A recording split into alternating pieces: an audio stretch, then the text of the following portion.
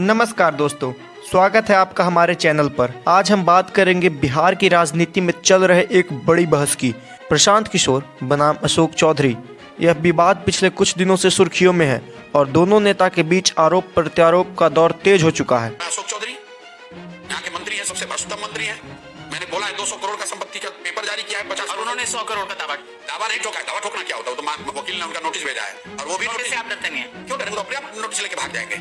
प्रशांत किशोर, जो कभी चुनावी रणनीतिकार रहे और अब जन स्वराज अभियान चला रहे हैं, उन्होंने मंत्री अशोक चौधरी पर गंभीर आरोप लगाए हैं। उनका कहना है कि चौधरी ने बीते कुछ सालों में बड़ी मात्रा में संपत्ति जमा की है और कई जमीनें अपने परिवार और ट्रस्ट के नाम पर खरीदी गई है। इन आरोपों ने राज्य की राजनीति में हलचल मचा दी है। दूसरी तरफ अशोक चौधरी ने इन दावों को पूरी तरह से खारिज कर या एक धुर जमीन भी कोई दिखा देगा तो मैं मानने को तैयार हूँ, मैं उसकी गुलामी करने को तैयार दिया है। उनका कहना है कि सारी संपत्ति और विवरण पहले से ही सार्वजनिक रिकॉर्ड में मौजूद है और प्रशांत किशोर बिना सबूत के सिर्फ राजनीतिक फायदा उठाने के लिए ऐसी बातें कर रहे हैं। चौधरी ने तो यहाँ तक कह दिया कि वो इस लड़ाई को सिर्फ अदालत तक ही नहीं बल्कि जनता की अदालत में भी लड़ने के लिए तैयार हैं। इस विवाद का दिलचस्प पहलू ये है कि दोनों पक्ष अपनी अपनी विश्वसनीयता साबित करने की कोशिश कर रहे हैं। किशोर चाहते हैं कि लोग उन्हें पारदर्शी और ईमानदार विकल्प के रूप में देखें, जबकि चौधरी अपने राजनीतिक अनुभव